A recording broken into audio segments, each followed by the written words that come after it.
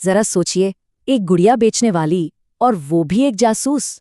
वो भी ऐसी वैसी नहीं, बल्कि एक ऐसी जासूस जिसने दूसरे विश्व युद्ध के दौरान अमेरिका की नाक में दम कर दिया था।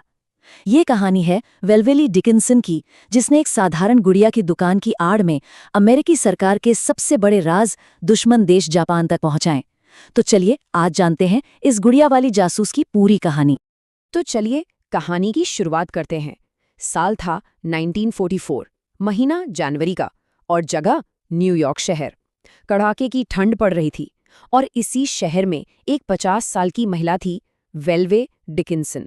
ऊपर से देखने में वो एक आम गुड़िया बेचने वाली लगती थी, पर किसी को नहीं पता था कि FBI की टीम पिछले 1 साल से उस पर चुपचाप नजर रखे हुए थी। अब हुआ ये कि वेलवेली अपनी दुकान से निकली और पास के एक बैंक में चली गई। उसे जरा भी भनक नहीं थी कि FBI के एजेंट उसके पीछे लगे हुए हैं। और जैसे ही उसने अपने सेफ से नोटों का बंडल निकाला ना, बस एजेंटों ने उसे चारों तरफ से घेर लिया। पर वेलवेली ने भी हार नहीं मानी। वो खूब चीखी चिल्लाई। अगले दिन न्यूयॉर्क टाइम्स ने अपनी रिपोर्ट में लिखा, वो महिला मुश्किल से 5 फीट की होगी, पर उसने जबरदस्त मुकाबला किया। अब बैंक में जो लोग थे वो तो सब हैरान कि आखिर हो क्या रहा है। उन्हें क्या पता था कि ये साधारण सी दिखने वाली महिला अमेरिका के दुश्मन जापान के लिए जासूसी कर रही थी। तो सवाल तो बनता है, आखिर इस महिला ने किया क्या था? तो इस सवाल का जवाब जानने के लिए हमें थोड़ा पीछे जाना होगा, फ्लैशबैक में। समझना होगा कि ये वेलवेली डिकिंसन आखिर थी कौन, एक सीधी सादी महिला या फिर कोई बहुत ही शातिर दिमाग। वेलवेली की कहानी शुरू होती है 1893 में, कैलिफोर्निया से। पढ़ी लिखी थी, स्टैनफोर्ड यूनिवर्सिटी से ग्रेजुएट। 2 शादियां कामयाब नहीं रहीं, तो उसने अपने तीसरे पति ली टेलर डिकिंसन के साथ सैन फ्रांसिस्को में काम करना शुरू कर दिया। मतलब ऊपर से देखने में तो सब कुछ बिल्कुल नॉर्मल लग रहा था, पर असल कहानी तो यहीं से शुरू हो रही थी। अब देखिए, यहीं से कनेक्शन बनना शुरू हुआ। उसके पति के फर्म के क्लाइंट्स में कई जापानी लोग थे, तो बस वेलवेली ने जापान अमेरिकन सोसाइटी ज्वाइन कर ली। धीरे धीरे उसका उठना बैठना जापानी अधिकारियों के साथ होने लगा। नेवी के ऑफिसर उसके घर डिनर पर आते और वो खुद भी पार्टियों में जापानी ड्रेस पहनकर जाती। मतलब वो पूरी तरह से उस दुनिया में घुल मिल रही थी। और फिर आया वो दिन जो शायद सब कुछ बदलने वाला था। तारीख थी 26 नवंबर 1941। पर्ल हार्बर पर हमले से बस कुछ ही दिन पहले की बात है ये। एक जापानी नेवी ऑफिसर इचिरो योकोयामा उसकी दुकान पर आया। उसने वेली को एक छोटा सा बंडल दिया। कहते उसमें $25,000 थे। सोचिए उस जमाने में ये कितनी बड़ी रकम होगी। और जाते जाते बोला, शायद मैं फिर कभी ना पाऊं। बस यहीं से उसकी जासूसी की कहानी ने रफ्तार पकड़ ली। तो अब वेलवेली जासूस तो बन गई, लेकिन जानकारी भेजेगी कैसे? यहीं पर उसकी चालाकी काम आई। उसने जो तरीका निकाला ना, वो कमाल का था। उसने अपनी गुड़ियों को ही अपना कोड बना लिया। वो जिस चीज का इस्तेमाल करती थीं, उसे कहते हैं ओपन कोड। अब ये होता क्या है? देखिए, इसका कोई फिक्स पैटर्न नहीं होता। अगर हम उसे पढ़ें तो लगेगा कि अरे ये तो गुड़ियों के बारे में एक आम सी चिट्ठी है। लेकिन जिसे कोड पता है, सिर्फ वही इसका असली मतलब समझ सकता था। आपको एक उदाहरण देता हूँ। उसकी एक चिट्ठी में लिखा था, मुझे अभी अभी एक प्यारी सियामी टेम्पल डांसर मिली है।